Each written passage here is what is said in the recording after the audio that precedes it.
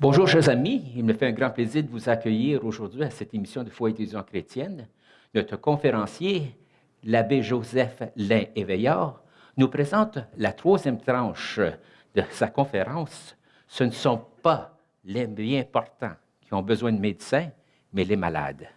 Accueillons généreusement l'abbé Joseph Lain-Éveillard.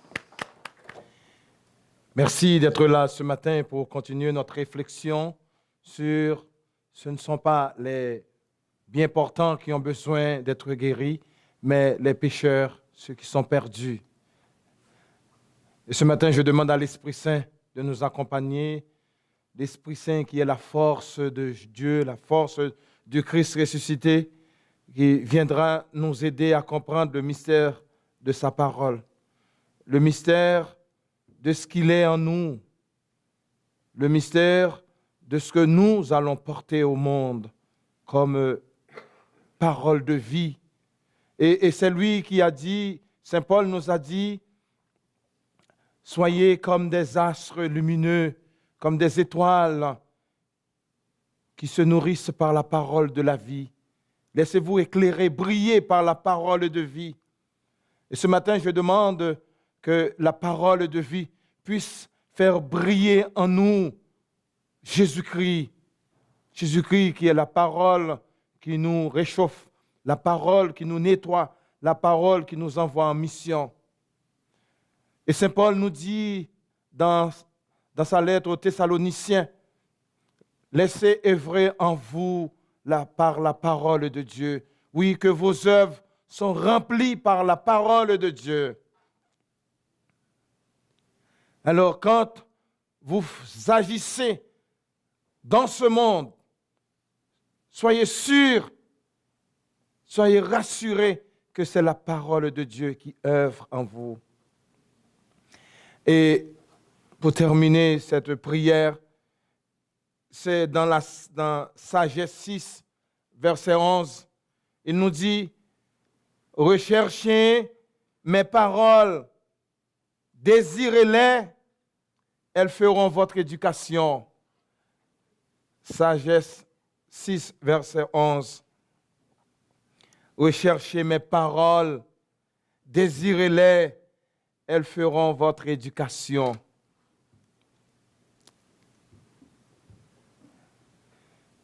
Je pense que ce matin, c'est la parole clé pour entrer dans cette école que Jésus nous offre ce matin.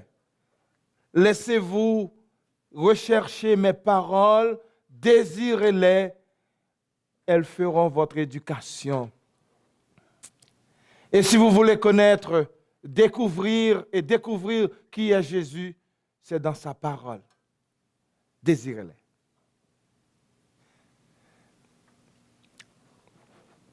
Et maintenant, je vais vous lire le texte de Saint Matthieu, chapitre 9, versets 25 à 33.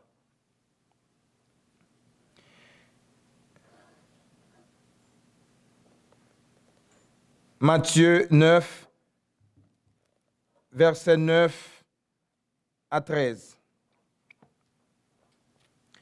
Jésus s'en va. En passant, il voit un homme appelé Matthieu, assis au bureau des impôts. Jésus lui dit, « Suis-moi. » Matthieu se lève et il suit Jésus. Ensuite, Jésus prend un repas dans la maison de Matthieu. Beaucoup d'employés des impôts et des pécheurs viennent manger avec Jésus et ses disciples. En voyant cela, les pharisiens disent aux disciples de Jésus, « Votre maître mange avec les employés des impôts et avec les pécheurs. » Pourquoi donc? Jésus les a entendus et il dit, « Les gens en bonne santé n'ont pas besoin de médecins, Ce sont les malades qui en ont besoin.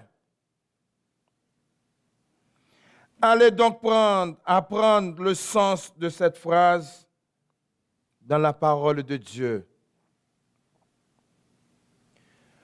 Je désire l'amour, je désire la miséricorde et non les sacrifices d'animaux. En effet, je ne suis pas venu appeler ceux qui se croient justes, mais ceux qui se reconnaissent pécheurs. Parole de Dieu. C'est une parole de vie. En même temps, une parole de joie, une parole de consolation. Alors ce matin, puisque nous désirons la parole de Dieu et c'est elle qui fera notre éducation, eh bien, nous allons essayer de comprendre ce que cette parole nous dit ce matin. Mais avant tout, regardons un peu les groupes qui se trouvaient en fonction, qui agissaient en fonction durant le temps de Jésus. Et pour arriver exactement aux pharisiens. Durant le temps, à l'époque de Jésus, il y avait les zélotes. On appelle les zélés. Premier groupe, les zélotes. Ce sont des partisans de la lutte armée contre les Romains et aussi traditionnalistes en matière de pratique de la loi juive, les zélotes. Deuxième groupe, les Hérodiens, qui sont pratiquement leurs opposés, partisans d'Hérode, qui collaboraient facilement avec les Romains pour se maintenir au pouvoir.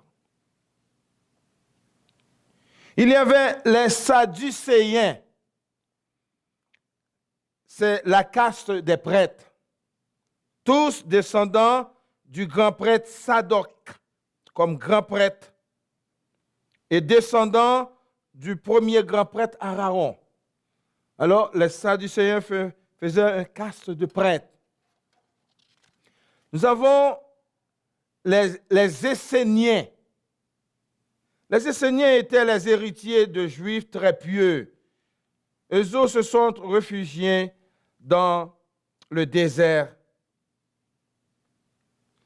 Nous avons aussi le Sanhédrin, le grand Sanhédrin, c'est la cour aristocratique. Le Sanhédrin, les grands prêtres, les gens de la classe. Et les gens qui nous intéressent aujourd'hui, ce sont les pharisiens. Alors, les pharisiens étaient des laïcs, pieux, observant une interprétation très stricte de la loi, avec 613 commandements. Vous devez apprendre ça par cœur. Les 613 commandements. Intégrés à la vie de la cité, ils pouvaient en ce sens s'entendre avec les Sadducéens et ne pas s'opposer de front aux Hérodiens. Alors, ce sont ces gens-là, les pharisiens, que Jésus va dénoncer leur attitude. Alors, qui sont-ils? Et comment s'est apparu ce mouvement des pharisiens? Les pharisiens sont apparus à une époque où on voulait remettre en question la loi de Dieu. Ça, c'est très important. Il y a l'influence grandissante de la diaspora grecque qui mettait en péril les lois juives. Alors, commence à avoir une dérive de la loi de Dieu. Alors, de plus en plus, les Juifs se laissaient séduire par les coutumes grecques. Alors, certains fidèles juifs se sont organisés pour former des partis de résistance contre cette menace de la foi juive. Ces hommes ou ces femmes veulent maintenir la loi de Dieu parce qu'il y a d'autres forces qui viennent mettre ces lois en péril. Alors, les pharisiens, qui veut dire séparer, ils veulent se séparer de la masse humaine. Ils veulent se séparer pour être vraiment, pour mettre en application la loi de Dieu. Il n'y a pas de problème dans ce sens. Et dans toute religion, dans toute société, il y aura toujours des gens qui veulent conserver la tradition. Et c'est ce qui s'est passé avec les pharisiens. Mais avec Jésus, ce sera autre chose. Cette ardeur religieuse les conduisait souvent à faire plus que ce que la loi demandait.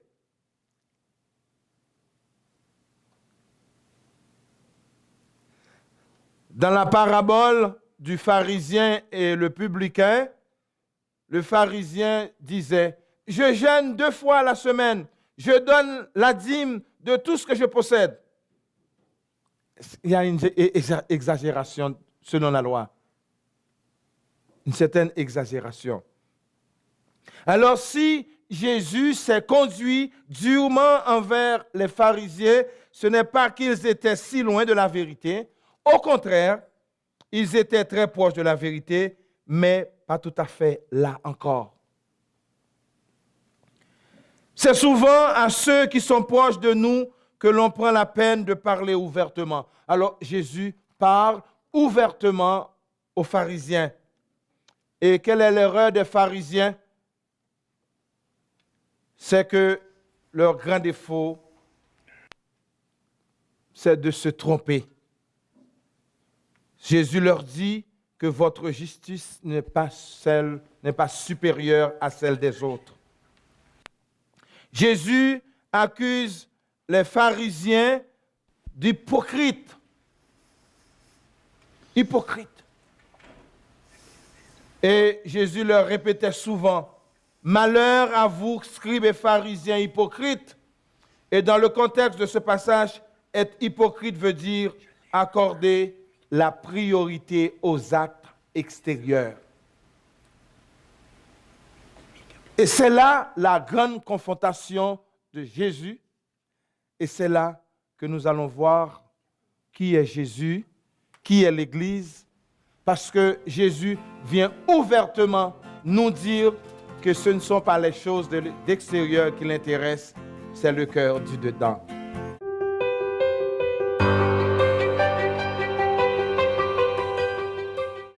C'est que c'est nous qui décidons de faire un avec lui ou de ne pas faire un avec lui. Qu'est-ce qui se passe? À quel moment est-ce qu'il ne peut plus faire un avec nous? Quand nous choisissons le mal, le péché, la faute. Quand nous choisissons donc que la chair prenne plus de dessus. Ça prend donc une décision initiale. Ce ne sont pas les bien portants qui ont besoin d'être touchés par Dieu, d'être guéris, mais ce sont les malades que le Seigneur vient guérir, vient chercher. Et ce matin, nous avons commencé notre réflexion avec les pharisiens. Qui sont-ils? Pourquoi ce mouvement? Et pourquoi ils sont toujours en lutte avec Jésus? Et pourquoi Jésus les oppose? Alors, nous voyons, peut-être résumons, nous voyons que les pharisiens jugeaient toujours selon les apparences et non selon la justice et la vérité. Ah, c'est très, très important. Hein? Les autres jugeaient selon les apparences et non selon la justice et la vérité. Ils n'avaient pas le discernement spirituel qui leur aurait permis de juger les cœurs et de porter sur les autres un jugement réellement spirituel dans l'amour et la vérité. Cette attitude entraînait les pharisiens à penser le mal dans le cœur. Toujours, ils pointent le doigt sur les autres. Ce sont les autres. Ce sont les autres. Alors, regardons un petit peu les pharisiens qui est en nous. Regardons un peu le pharisien qui est en nous.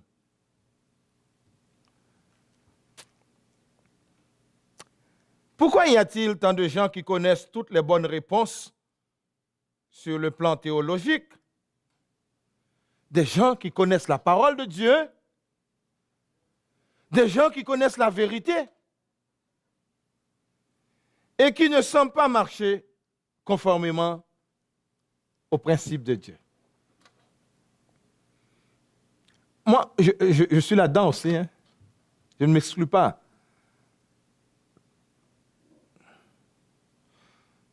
Pourquoi avons-nous tant de difficultés à laisser la place à Jésus seul dans notre vie?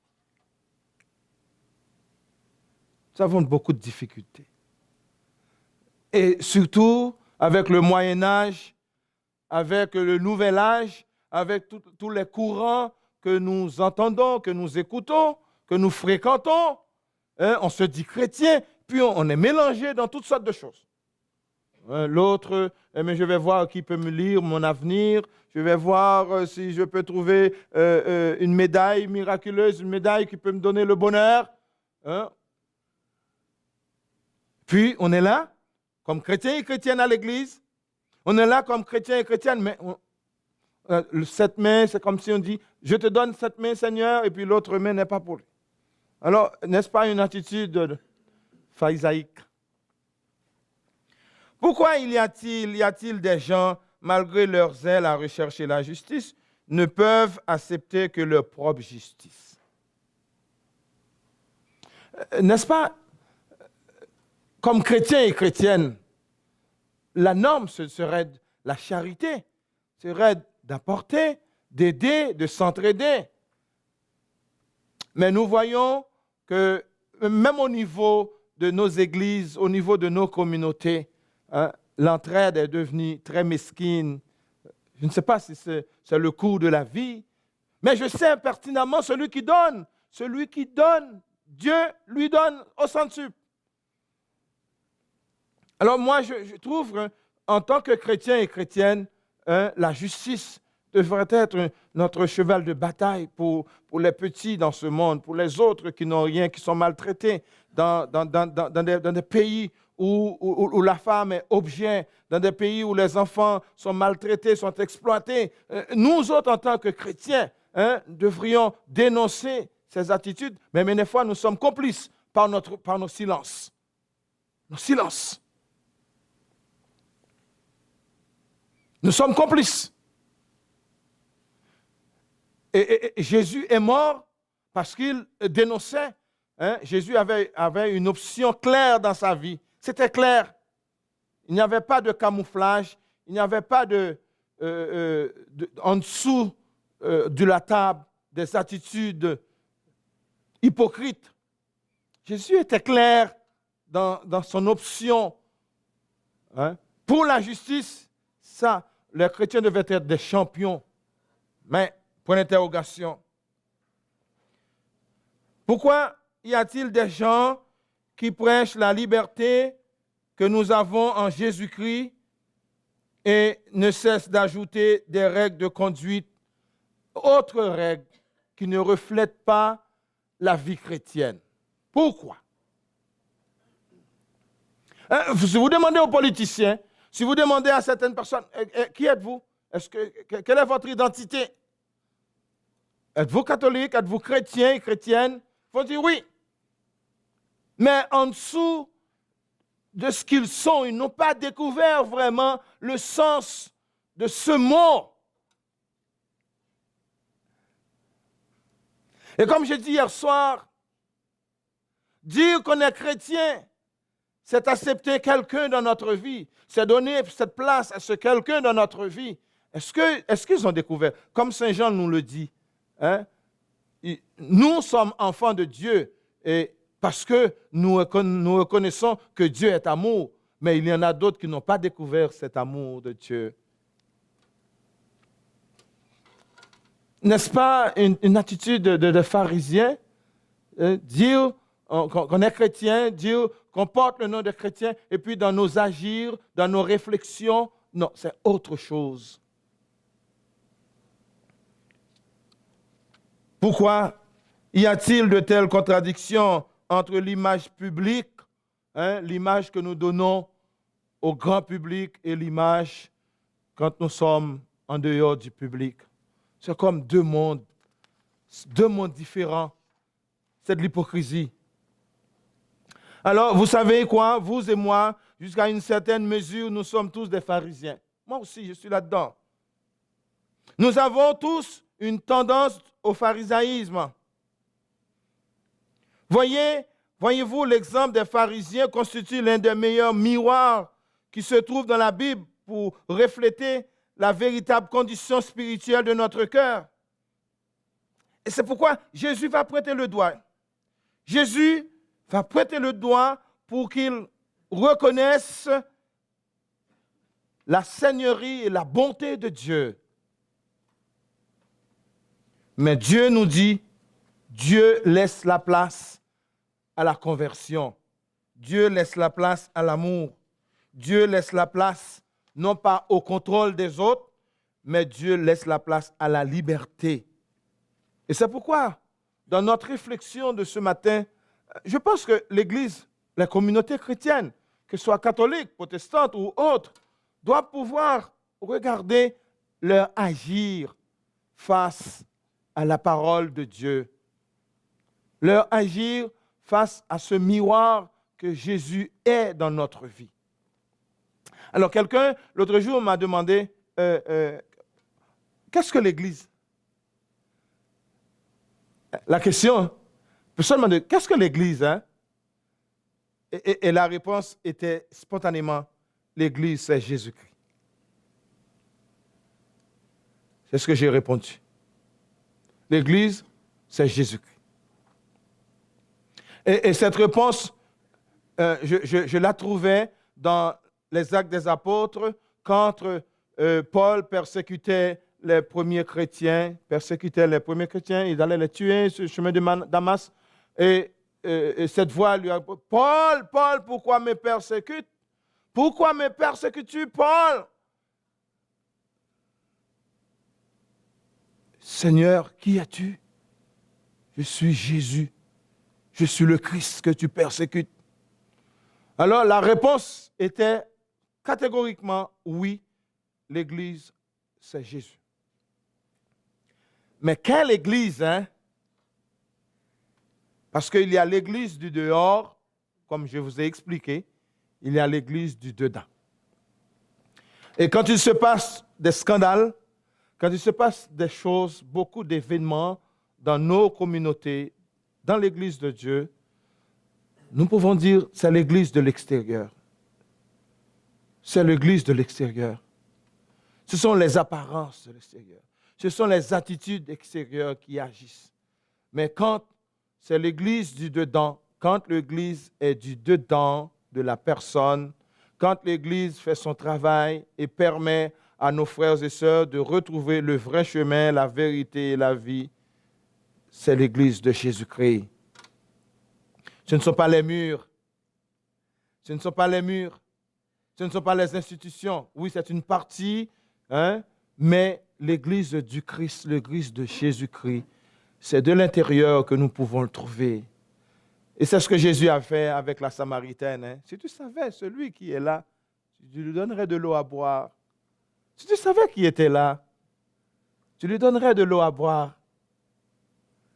Mais Jésus n'était pas quelqu'un qui venait faire du slogan, qui venait mettre sa connaissance pour montrer à cette femme qui il était, mais dans la simplicité, dans l'humilité, il a permis à cette femme de retrouver l'âge froid. Il a permis à cette femme de retrouver sa mission, d'aller porter la bonne nouvelle aux autres. Et c'est ça quand nous rencontrons Jésus dans notre vie, quand il n'y a plus de pharisaïsme dans notre vie, quand il n'y a pas de troubles d'apparence dans notre vie, on est prêt pour porter cette parole aux autres, comme la Samaritaine.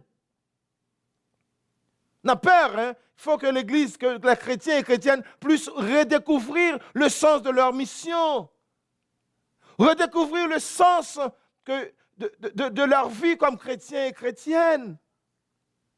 Mais ce n'est pas l'Église de l'extérieur, là. Ce n'est pas l'Église des grands pampans, là. Mais c'est une Église en mission. Une Église qui fait que l'autre puisse reconnaître, je suis enfant de Dieu, je suis un blessé, je suis un petit, et nous pouvons marcher ensemble vers la gloire, ensemble, vers l'amour, parce que Jésus, comme nous allons voir un peu plus dans l'autre exposé, que si vous avez l'amour par excellence, eh bien, la mission commence déjà. Ce matin, j'ai demandé à l'Esprit Saint de vous unir à l'Esprit du Christ ressuscité, que l'Esprit du Christ continue à manifester intérieurement dans son Église et dans chaque chrétien, dans chaque personne, dans chaque baptisé. Là où vous êtes maintenant en regardant la télévision, je vous invite à faire cette prière. Esprit du Christ ressuscité, je suis prêt à te suivre. Esprit du Christ ressuscité, je suis prêt à devenir missionnaire pour annoncer la bonne nouvelle aux autres. Esprit du Christ ressuscité, je suis prêt à renouveler mon Église, à renaître mon Église, à restaurer mon Église, parce que l'Église, c'est Jésus-Christ. L'Église, c'est Jésus-Christ. Au cœur de cette Église, sans Jésus-Christ, il ne peut y avoir rien à voir. Que le Seigneur vous bénisse et vous accompagne dans notre mission. Amen. Tout est accompli. 3 nouveaux DVD avec l'abbé François Kipwenge, dans lesquels il explique que les acquis de la croix sont à notre portée, que délivrance et libération sont maintenant disponibles.